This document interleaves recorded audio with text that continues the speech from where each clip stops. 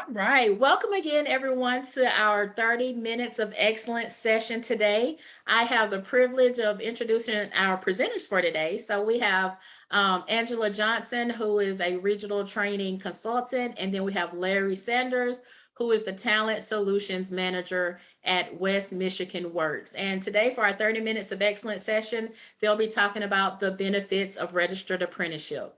So what I'm going to do is go ahead and turn it over to Larry and Angela to begin our presentation. And Larry and Angela, you can take it from here. Thank you, Kim. We are very excited to be here. We're just going to really talk about the ins and outs of our registered apprenticeship programs and really our cohort models. And also feel free, if you do have any questions throughout our presentation, feel free to drop that into the chat and we can kind of answer your questions as we go. All right, so just to really kind of begin, what is a registered apprenticeship? So this is going to kind of give you our components to our model. So I'm just going to click right through here. Oops. Okay. So really the first basis of this is that it's a paid job. Apprenticeships are jobs. Apprentices earn a competitive wage from their employers during this training. So the benefit of this cohort model is, they're working as an employee with a participating employer, and then they're also being a student at the same time. So it's a work-based learning model. So the programs provide structure on the job learning to better prepare for a successful career. So a lot of our apprenticeships are hybrid currently. So they've got online instruction. They also do in-classroom instruction, depending upon, what the courses that they have to do. And then they in turn have particular days that they are on the job. So they really can combine all of that together. So within the classroom, those skills that they're learning, then they can turn right back around and use that in the classroom and vice versa. And then what's great about this is that they have that mentorship piece. So apprentices receive on-the-job learning under the instruction of an experienced mentor. So for a lot of our, let's say, healthcare apprenticeship programs, a lot of those will have a preceptor that they are assigned to during their employment. And then what they do is they can kind of have that mentor from beginning all the way to the end of their apprenticeship program. And then just to kind of touch on, again, that classroom learning piece. So what West Michigan Works does is then, we partner with that educator and we develop that curriculum, and then we ensure that we're meeting all the requirements for the educator alongside with what they're going to be doing with their employer. And then at the end of that, then they obtain a credential. So the apprentices earn a portable, nationally recognized credential within their industry. So this is, the best piece of it, right, is that they've earned their credential, they've gone through all of the training, and then they can take that credential anywhere that they need to. So, if they want to do some career laddering or if they want to go somewhere else, they have already earned that. So then this kind of gives you an idea of some of the West Michigan Works registered apprenticeship programs. So we have really focused on manufacturing. So you'll see we've got maintenance electrician, machine repair, CNC machine specialist. We've also kind of delved into construction. So we've done construction driver, electrician, HVAC, mechatronics, and technician. And really, the things that we've been really focused on currently is a lot of healthcare. IT is really a huge focus for us. We're really trying to kind of develop some more additional IT apprenticeship programs. So currently, this kind of shows that apprenticeships are not just for skilled trades. So our current programs that we've got is medical assistant, a sterile processing technician, surgical technologist is our very first time doing that. We are in the middle of our cohort currently, and it's one of our longest programs that we've done. So typically a lot of these apprenticeship programs are a 12-month timeline, but For the surgical technologist, this one is going to be a 2-year commitment. So what they are currently doing is they're attending school and they're kind of doing their gen ed courses, and then we're kind of combining that alongside their surgical tech courses as well. So then at completion, they will earn their associate's degree. Then we've got a home health aide, diagnostic imaging specialty, EEG technician is another brand new one for us. And then some future cohorts that we're looking into is anesthesia technologist, phlebotomy, pharmacist, and pharmacy technician. So just to kind of, expound on what our cohort model is. So we've got multiple employers developing or implementing the same program, new or existing. And then we'll have a consistent timeline coordinated for all apprentices. So really we're really that liaison, right, between the employers and the educators. And what we do is we develop that curriculum and the program from the ground up. So what we're trying to do is, no matter how many employers we have, so if we have 3 to 4 different employers that, sign on to this, then we've got the same program no matter which school that they're attending, no matter what employer that they're working for. And we just try to have that consistency across the board. Then the curriculum and course sequence aligned across apprentices and employers. And typically this is a competency-based apprenticeship that can be hybrid or time-based. And most common in non-traditional industries is healthcare and IT. So then this shows right here our cohort model. So then, just as I kind of touched on, if you're thinking about our kind of healthcare model, so we've got multiple healthcare employers plus the community colleges, and we kind of create that whole program from the ground up. And then what we do is we negotiate and approve the curriculum model and standards, wages, and the number of apprentices per employer. So, what we have found is that each employer will do things slightly differently, and that's okay. We can follow whatever standards that they have for wages that may vary, hours can vary. And so even though that they're under the same kind of program, it may vary per employer. And then West Michigan Works serves as the sponsor of the apprenticeship and industry convener. So again, we work as that kind of liaison. So we ensure that all that paperwork, is put in place. We, oversee the funding and the braided funding piece of it. So we really try our hardest to utilize all the grants that are available to us. And then at the end, when the apprenticeship kind of starts and then the apprentice, starts talking about like tuition costs and things like that, we really try our hardest to really braid that funding so then there's very little cost to the apprentice and to the employer. So this kind of gives you an example of our learning management system. So for our LMS, we have been using Tavuti platform. So this has really worked the best for us on even doing those pre-screening steps. So when we're kind of doing the recruitment piece and we're getting apprentices kind of excited about the program, we kind of vet them, give them as much information as we possibly can. And then they're saying, yes, I'm committed. This is exactly what I want to do. Then their next step would be to get kind of login information. They log on to their Tavuti platform, and then they complete really all their steps virtually. So then by the time they kind of get into that selection process and their interviewing piece of things with the employer, they have everything.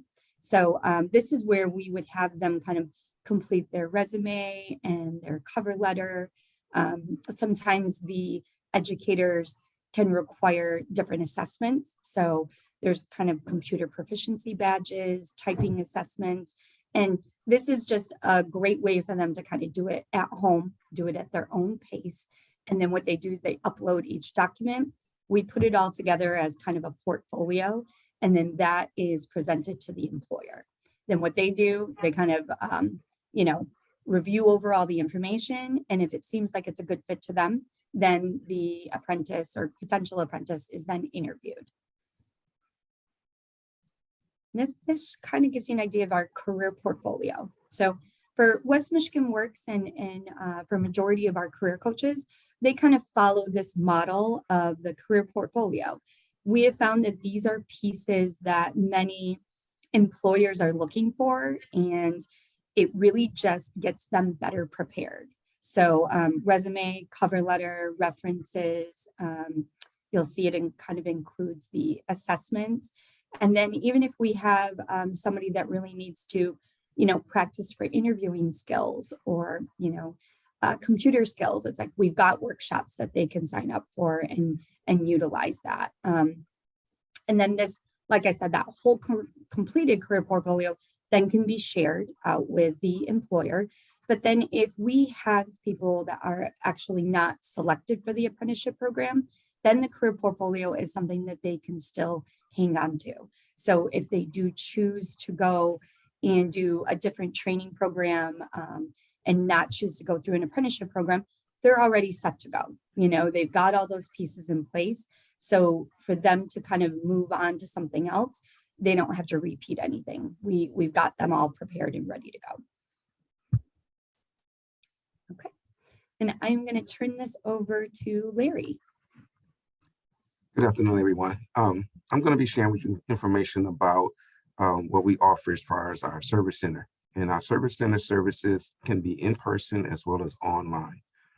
We have our website at the bottom of the page here, and that can provide you access to our website so you can receive services, and that's for job seekers as well as employers. We offer different level of services for different job seekers because we understand everyone is not at the same level. So, like if you need help with accessing computers and internet services, we offer that. As Angela mentioned about your career portfolio, we offer those services as well. We try to use as much information as possible so that way we can help you to succeed as far as your career portfolio and your career path. We offer vets rep services, and we do give the vets a preference as far as job openings and opportunities that's in the job market. And we try to match them with employers so that way they're receiving the best services. You can go to the next slide. Within our job service component, we offer work ready classes. And as you can see, we go over a different variety of work ready skills. We offer communication, teamwork, responsibility, time management. Under each one of these sessions that we offer, these workshops are online or in person. So that way we understand that, individuals may not be able to make it into the center. And once you complete 3 of these workshops, you will be given a certificate, just showing that you are, you've maintained and can successfully completed a number of these different workshops. And that certification is valued by the employer, in our areas over here. So that way they understand that, as far as your work ready skills and your soft skills, you've gone through that training and that you're able to, that's another certification that you can add and build as far as your resume and your skill completion. Next page. Eligibility. One of the things that we ask is that if individuals coming in, either online or in person, is that you engage with us and allow us to determine eligibility. Sometimes individuals come to us and they may say they only want to receive services in one area. But we look at all eligibility requirements as far as all programs, because we have a number of programs as well as funding and grant opportunities that individuals may not be aware of. So that's why we want to engage with you as a job seeker as well as employers. So that way we can determine your eligibility, because there are programs that we can dual enroll, or there may be funding that we can put together, or as we use the term, braid. So that way you're getting the most out of the program. And as Angela mentioned, when it comes down to tuition costs or training costs, it's really, it could reduce it to where you're not coming out of pocket for anything. So always kind of work with us and our employers to work with us, so that way our job seekers and our employers in the community is getting the most out of working with West Michigan Works. Next slide, please. For some of these grants and programs, we need some basic information or documentation from the job seeker. We need to show that they're authorized to work in the U.S.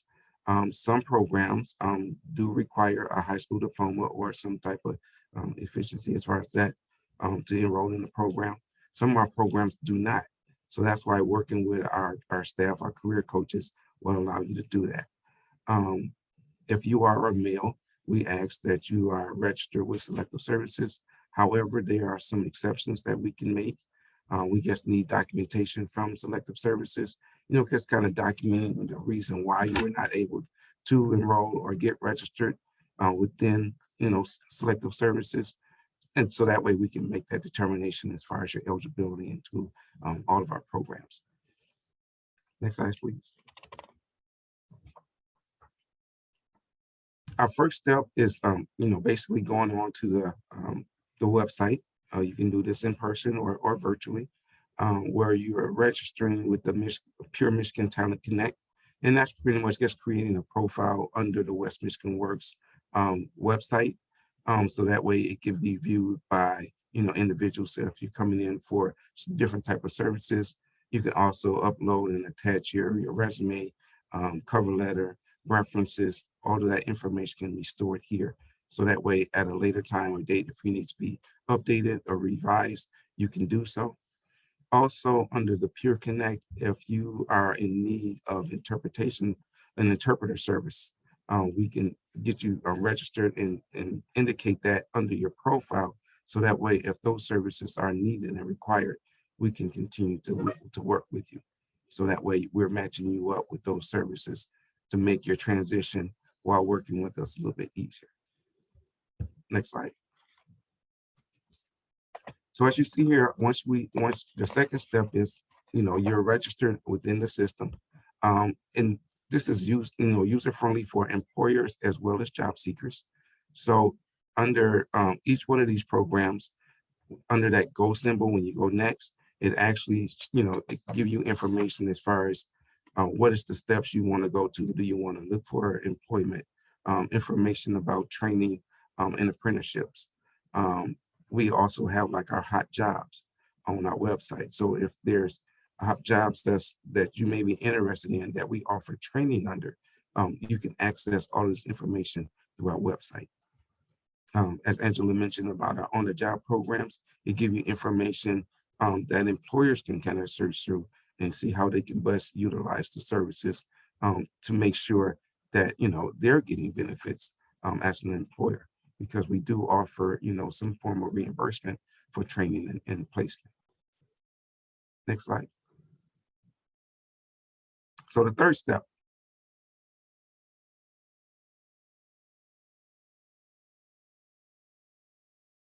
about eligibility, enrollment, programs.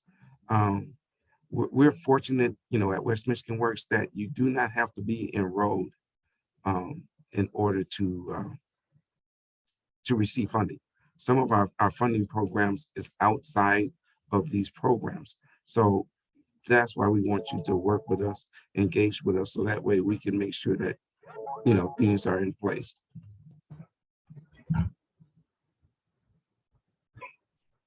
Excuse me, guys, I'm sorry.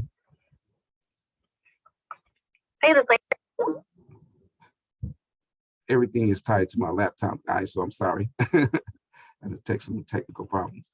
But as before, as I was saying, once you engage with us and you have those appointments, the coach will definitely work with you on making sure that you are engaged and enrolled in all different programs that you're eligible for. We encourage engagement with our students population and as well as our career coach to help find employment or trainings that you may be interested in, as well as after you find employment. Because within each one of our programs, we have supportive services that we can offer individuals. So if you are engaging with us and you're communicating with your career coach, and it could be, via email, text, or phone call, and you're doing that follow-up, we can offer you supportive services as far as car repair, clothes or tools for your employment, because we want to try to remove any barriers that could be causing problems for you as far as getting that job or retaining that job.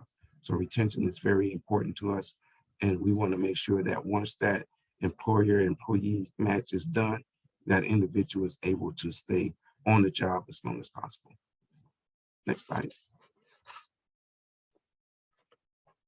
So some of our basic information that we need as far as follow-up, could be a social security card, a Michigan ID or driver's license. Depending on the program, some of our programs, we need to have your income eligibility. So that's important. We try to work with individuals that's either unemployed or underemployed. So having that income available to determine eligibility is important, and it's helpful for us. If you're receiving any type of assistance, if you served in the military, again, we want to offer first preferences to our military or veterans that have served this country. Next slide. At this time, do you guys have any questions for us that we can kind of go over? If so, we can put them in the chat, or you can unmute yourself and you can ask us directly. Okay. If I'm looking in the chat, I can see that Kathy did ask a question. What type of alternative funding do you have? So, and Larry, is this okay if I answer this? Yes, go ahead. Okay. So I think for us, we speak a lot on braided funding. So I think for the alternative funding, I mean, we have our WIOA program, but then if they are not eligible for WIOA, then what we've got is, I'm sure a lot of people are familiar, but it's a very busy time right now because there are so many grants that are out there that are available. So what we've currently been doing at West Michigan Works is that if it's a grant that's available to us, we are applying, we're getting it, and then we really are trying to utilize that for a lot of training programs and to pay for tuition or support services. So, if they're not WIOA eligible, we will figure it out. So we do use a lot of braided funding for, in particular, our apprenticeship programs to ensure that, there's no cost. Typically, there's some cost to the employer, but it's pretty minimal because we do try to braid all of that together.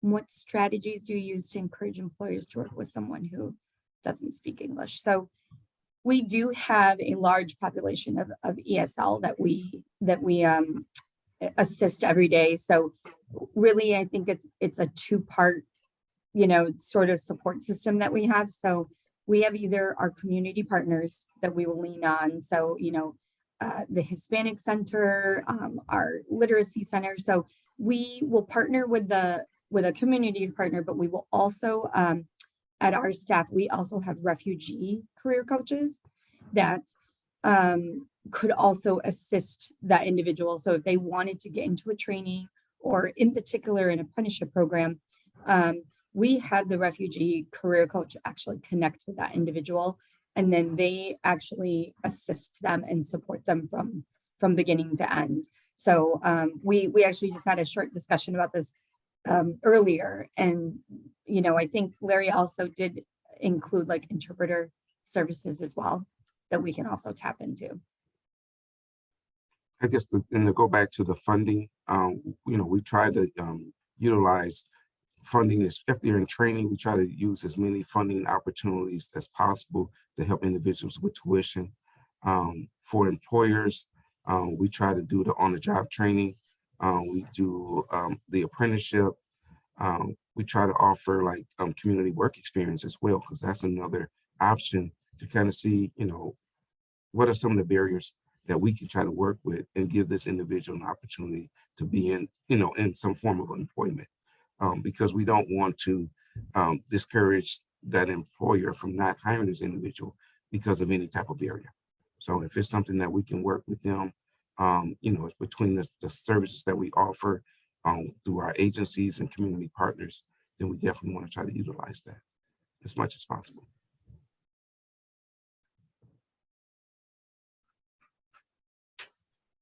Any additional questions?